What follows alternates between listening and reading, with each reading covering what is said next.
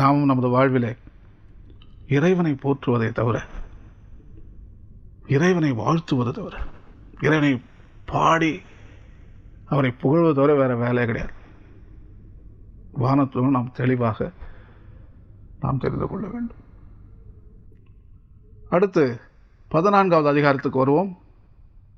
படைப்புக்கெல்லாம் மாபெரும் நற்செய்தி அறிவிக்க வேண்டும் ஏசுநாதர் சொல்லியிருக்கார். அருளப்பர் பார்க்கிறார், வானதூதர்கள் உலகில் சென்று மறைபர பணியை செய்கிறார்கள்.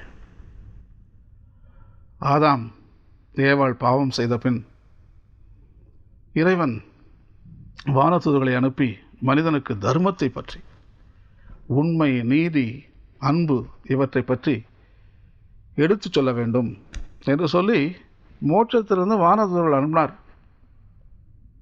அந்த வானதூதர்கள் வந்து நமக்கு நல்ல பாதையை காட்டினார்கள். ஆனால் ஒரு சில பேர் என்ன செஞ்சாங்க, நமது பெண்களை பார்த்து, மானிட பெண்களை பார்த்து இச்சை கொண்டார்கள். விவிலியத்தில் நாம் வாசிக்கிறோம், ஆதியாகமம் 6வது அதிகாரத்தில் நாம் வாசிக்கிறோம். அந்த இச்சை கொண்டதால் வானதூதர்களுக்கும் மனுஷிக்கும் கல்யாணமாகிறது. பிள்ளைகள் அவர்கள் பெற்கிறார்கள்.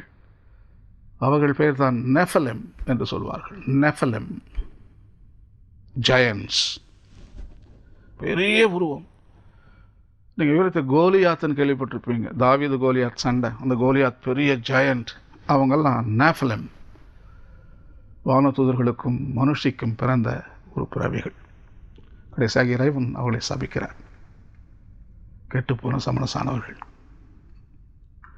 ஆனால் இதில் நாம் பார்க்கிறோம், அருளப்பர் பார்க்கிறார், நல்ல வானதூதர்கள் இருக்கிறார்கள்.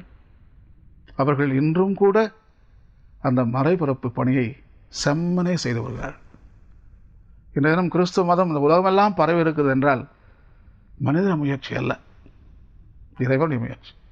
வானதூதர்களுடைய அவர்களுடைய பாதுகாவலில் தான் நாம் இப்பொழுது இந்த மறைபரப்பு பணியை நாம் செய்து கொண்டிருக்கிறோம்.